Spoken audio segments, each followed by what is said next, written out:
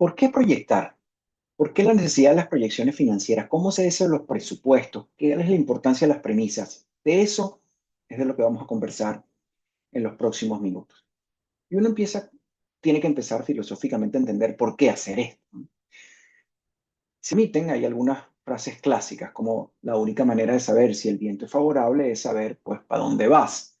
Debo tener un norte, debo tener algo previsto hacia dónde apuntar, a ver si me ayuda o no me ayuda el entorno.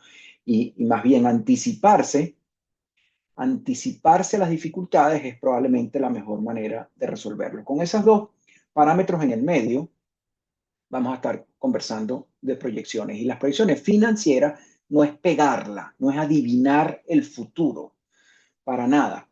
Es simplemente unas estimaciones gruesas de escenarios que suenen factibles, que tengan sentido, retadores, conjunto limitado de escenarios, pero un futuro que creo que es un norte lógico, pero todavía incierto, y por eso son escenarios y por eso son simulaciones. Y si uno anticipa que lo que planifique no va a tener nada que ver con la realidad, y de hecho es así, la realidad es como uno está viendo en la parte baja de este gráfico y no en la parte de arriba del gráfico. Sin embargo, ¿por qué todavía vale la pena hacerlo? Permítanme usar estas frases, ¿no? Porque el plan por sí mismo probablemente puede que no tenga sentido, pero el proceso de planificar tiene un valor gigantesco, porque el proceso de planificar termina obligando a usted a analizar, a entender el negocio mejor que nadie, a visualizar qué es lo que le puede pasar.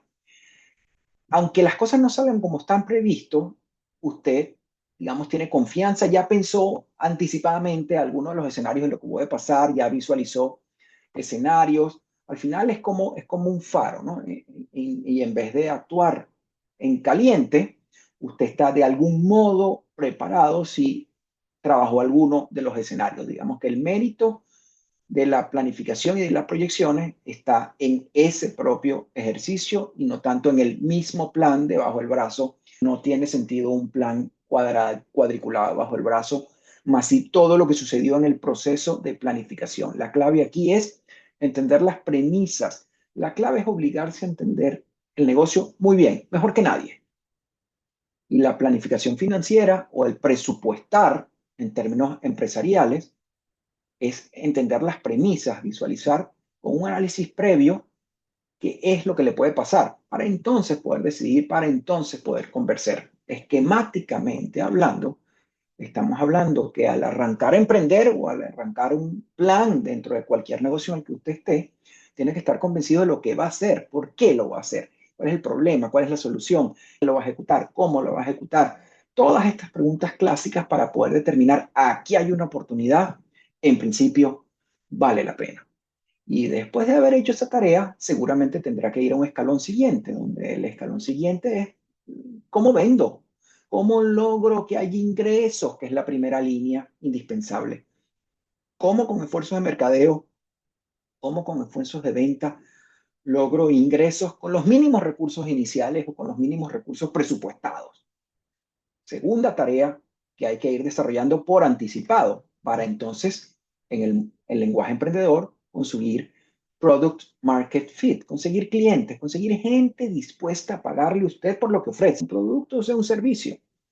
Y después probablemente hay un siguiente escalón. Ok, ahora ¿cómo me organizo para que ese negocio crezca, escale, logre las metas? Toda la parte organizacional, tecnología, operaciones. Indispensable hacer ese recorrido. Entonces ya probablemente tengo claro en el rompecabezas los aspectos de gente y los aspectos técnicos. Y cuando todo esto ya está masticado y seguramente iterando y echa para atrás y para adelante, solo al final aparecen los números. Las finanzas es el último eslabón de una cadena. Y en ese eslabón financiero estoy buscando cómo monitorear el efectivo, controlarlo, entenderlo y cómo financiarlo, es decir, cómo saber cuánto tengo para invertirlo y cómo anticipar de dónde saco el dinero. Las dos cosas que hace la gente de finanzas. Entonces, al final, finanzas, el eslabón financiero es proyectar y tener unos indicadores para ir monitoreando. Repito, esto es iterativo cambia una y otra vez, y la idea es tener un modelo de negocio, un plan de negocio inicial absolutamente rentable, no es sólido. Es algo que me permitió no predecir, sino tener escenarios para que no sea sorpresa lo que me venga después. El escalón mínimo de estos ejercicios, entender las premisas, qué es lo que creo que le va a pasar al negocio, es lo que se llama la configuración del modelo de negocios, los famosos Canvas, que no es objetivo de este curso, que los invito a explorar en lo interesante que es para un negocio naciente o para un negocio en marcha, donde en un rompecabezas, digamos, de unas 9 piezas, me obligo a entender el corazón del asunto, que es la propuesta de valor íntimamente atado a los segmentos de cliente que estoy atendiendo. Estos señores tienen un problema y yo les estoy ofreciendo una solución. Como en todo lo que tiene que ver con tecnología, con mercadeo, perdón, y esfuerzos de venta, me comunico con ellos, la pieza de canales y la pieza de relaciones.